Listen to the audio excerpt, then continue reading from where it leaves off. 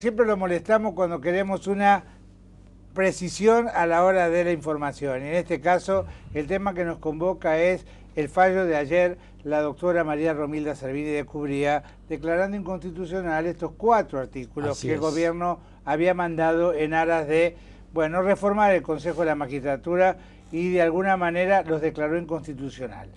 El gobierno tiene la facultad hasta mañana viernes de acudir a la figura del per saltum, que sería ir a la corte directamente. La pregunta del millón es, porque los ciudadanos legos de a pie nos preguntamos, ¿puede esto de hacer la corte, supongamos, darle curso a la inconstitucionalidad, hacer que el fallo de María Romilda y lo que decida la Corte no invalide lo que había aprobado el Congreso? ¿O bueno, vamos a ver. En primer lugar, esta decisión de la jueza está sometida a 2 posibles apelaciones. Ajá. Una ante la Cámara Nacional Electoral, ¿sí?, y otra el per saltum ante la Corte directamente. Sí. Pareciera, por lo que leí hoy, que puede plantear los dos, lo cual es una locura, porque evidentemente si apelan ante la Cámara, que necesita, ahí son 2 días nada más, porque es un amparo, lógicamente la Cámara, que va a decir, si plantearon el per saltum, esto es abstracto para mí, vayan a la Corte y se acabó la historia. Esto va a terminar en la Corte y a corto plazo. Lo dijo Lorenzetti la otra vez. Sí. El día del periodista. Lo van a resolver, que dijo, lo vamos a resolver? Lo van a resolver enseguida. Yo creo que ya deben tener más o menos preparado todo. Lo que resuelva la Corte tiene vinculación para el caso concreto. Pero como este es un caso donde dentro de las inconstitucionalidades que se declaran, se declara con mucha habilidad la del artículo 30, y el artículo 30 con mucha picardía en la ley, que dice que promulgada y publicada la ley sirve de convocatoria a elecciones. Entonces usted se encuentra con que usted dice, no puede ser que el Consejo esté integrado de esta manera, no puede ser que lo vote la gente, pero tienen que tirar abajo la convocatoria de las elecciones. Ajá. Entonces tira abajo también la convocatoria de las elecciones. ¿Podría darse? Sí, cómo no, está perfectamente previsto, porque además fue planteado y la Corte lo va a resolver. A mí me llamó la atención que ayer, en este encolumnamiento que hizo la oposición, de crearon como una especie de frente, se abstuvieron de ser parte de presentar una lista única y demás, Lilita Carrió y Pino Solanas. Bueno, lo de ayer fue alianzas, sí, nada más. Es como un frente de justicia, creo que se llama Frente para la Justicia. Sí, pero las listas se pueden presentar hasta el 22 de junio. Exacto. Mucho antes del 22 va a estar resuelto. Ajá. Va a estar resuelto, sí. ¿Y qué le dice el olfato? Y el olfato es que le van a declarar la inconstitucionalidad, es muy claro el problema. Casi todos sus pares, los más prestigiosos, y usted está entre ellos, dicen que no hay elementos como para que esto sea declarado constitucional. La Asociación de Magistrados tiene 2 listas habitualmente, ¿no? No hablemos de justicia legítima, que otra cosa. Sí. La Asociación de Magistrados tiene 2 listas. Que compiten en las elecciones de consejeros, etc. Las 2 listas coincidieron en este tema.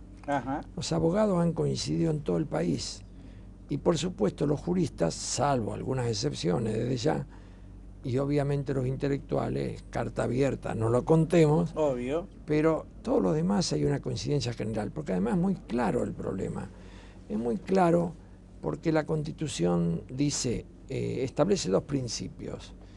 En primer lugar, que tiene que haber un equilibrio entre los órganos resultantes, la representación de los órganos resultantes de la elección popular, que son Cámara de Diputados, Cámara de Senadores y Presidente, y la de los jueces y abogados, lo cual significa que la Cámara de Diputados elige su representante, porque no representa al pueblo, sino a la Cámara. la Cámara de Senadores elige su representante y el Poder Ejecutivo elige su representante. Ajá. Y a su vez los jueces eligen a su representante y los abogados eligen a su representante. No lo puede elegir el pueblo. ¿Qué finalidad tiene esto? Bueno, usted me dirá acá, ¿y qué pasa con los académicos? Respecto a los académicos hay un punto y dice que también se integrará con figuras del ámbito académico o científico. Y no dice más precisiones. Esto daría lugar a cualquier cosa, pero no es lo más importante. Lo importante acá es los jueces y los abogados. ¿Y por qué establece esto la Constitución? La Constitución establece esto porque el objetivo que tuvo la reforma, y está en el Pacto de Olivos, que es lo que precede a la reforma, Sí. el objetivo que tiene Que fue es lo que dio lugar. despolitizar la elección de jueces, la designación de jueces y la destitución de jueces. Así es. Acordémonos lo que había antes. Exacto. Antes era directamente el presidente con acuerdo del Senado. Sí. Dos órganos políticos tienen mayoría, designan al juez que quieren. ¿Y cómo se destituían? Cámara de Diputados y Cámara de Senadores. Dos órganos políticos tienen una mayoría de 2/3 en ambos casos y pueden destituir al juez que quieren. Ahora, doctor... Pero ahora eso no va. No va.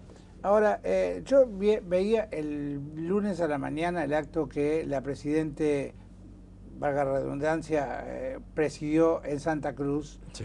donde de alguna manera enfrentó a Fay. Sí. Usted fue constitucionalista en la Convención Constituyente del 94, donde la Presidente también era parte junto con Kirchner. Así es. Y en ese momento a mí me vino a la memoria que la Presidente fue contra, citó el artículo de la Constitución del 94, que habla de los 75 años y demás, y lo que me llamó la atención es que desconociera que Fay ya tenía 75 años antes del 94, y además una corte que armó su marido.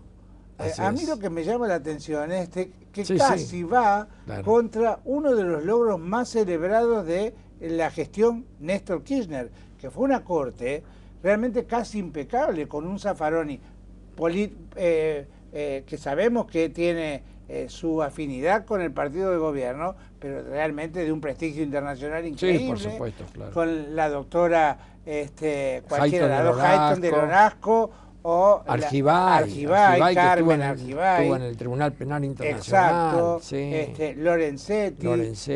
Digo, Maqueda.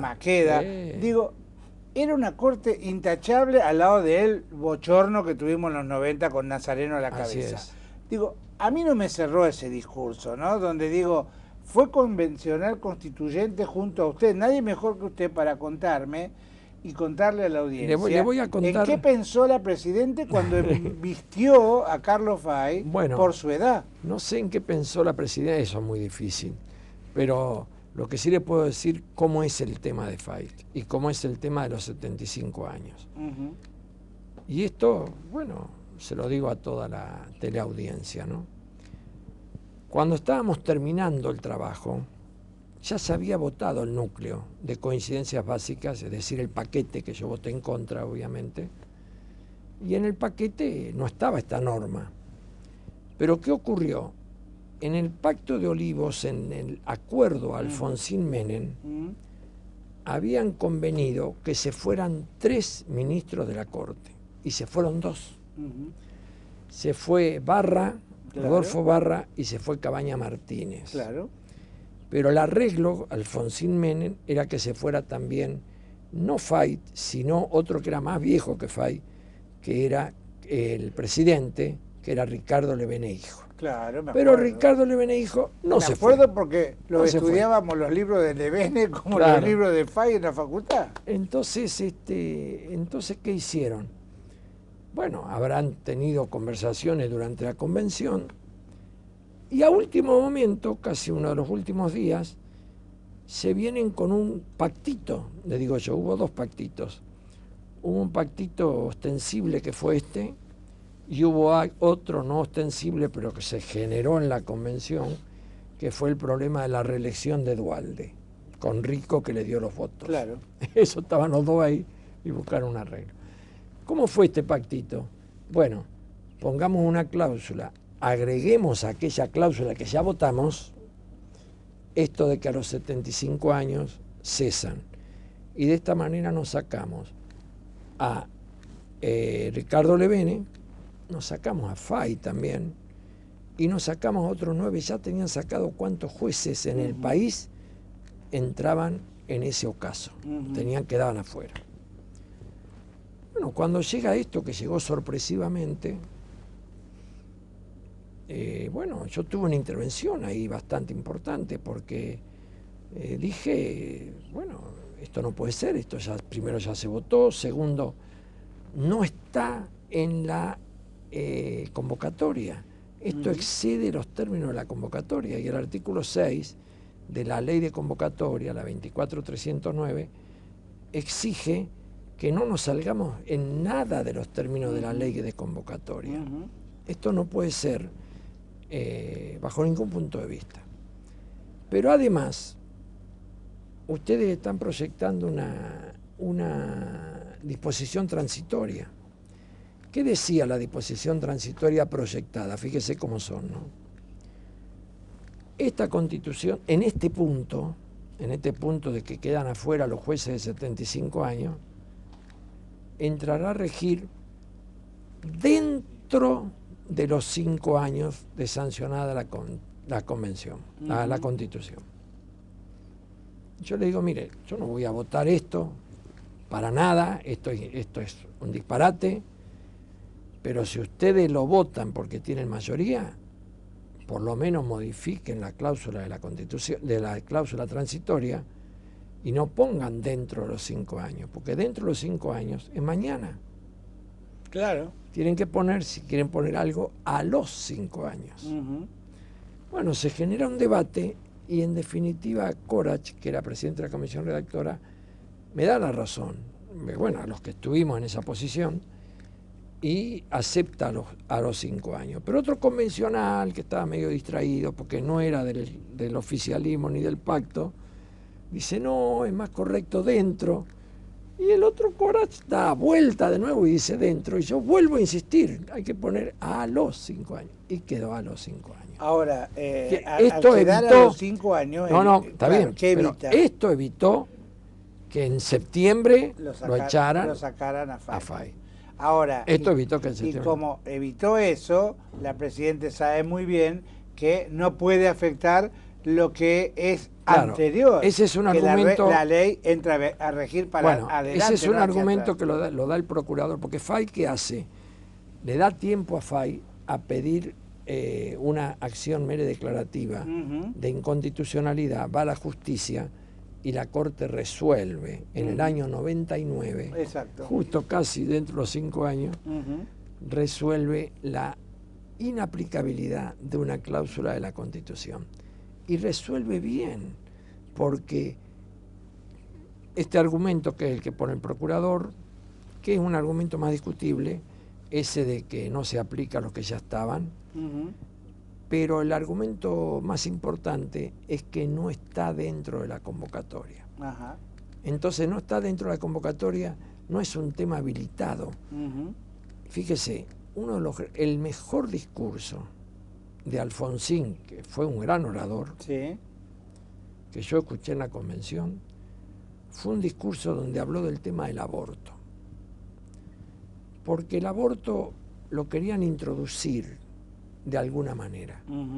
Y había gente que venía con sus experiencias personales, se generó todo un debate, los chicos de las escuelas religiosas estaban en la puerta manifestando por la vida y qué sé yo, usted sabe. Bueno, y lo querían introducir a toda costa. Y Alfonsín dice esto, que es muy cierto, ¿no? Miren, nosotros no podemos introducir el tema del aborto, es un tema muy importante, es un tema que... una discusión profunda. Y acá esto no estuvo. Totalmente. No estuvo en los temas que nosotros íbamos a tratar. La población no se enteró. Totalmente. Y dijo, no se puede traer un tema que no ha sido motivo Sí, de la extrapolar convocatoria un tema a y que eso. no ha sido motivo de la campaña electoral. Totalmente. Bueno, lo Totalmente. mismo yo le diría después cuando vino esto. Para terminar, apelo a su brevedad, digo, para que le quede claro al oyente que por allí tiene la imagen de Fay como un hombre mayor de 95 años, pero quiero que usted como constitucionalista nos diga quién es Fay, porque el prestigio de Fay trasciende la frontera argentina, es reconocido internacionalmente, pero además, pese a su edad, es un hombre de una lucidez, de un sentido del humor increíble, sí, y de un sentido de la vida que contrarresta la edad física que convive con él. Es una cosa espectacular lo de Fay, porque a los 95 años, primero, usted sabe que él redacta todos sus votos. Sí. Bueno, porque los otros ministros tienen una cantidad de asesores, qué sé yo, pero él, en los temas importantes, redacta él todos los votos. Se acuerda de lo que él dijo en otros casos, y además es un hombre que tiene una línea coherente, claro, y tiene un pensamiento muy lúcido. Es un hombre muy sólido. Sí, claro, en vía de extinción, ¿no? Y está, de una ética... Tiene los años, pero los años no se notan ni en la cabeza. Usted sabe que cuando lo escucho a Fay, no puedo dejar de acordarme de un reportaje cuando cumplió 100 años Alicia Moró de Justo, que tenía 100 años y tenía toda su lucidez. Una lucidez que uno no podía hacer coincidir el discurso con la imagen física. Pero fíjese el arquitecto, el arquitecto brasileño, claro, exactamente, que hizo acá el proyecto del puerto de la música. ¿No? Niemeyer, Oscar Niemeyer.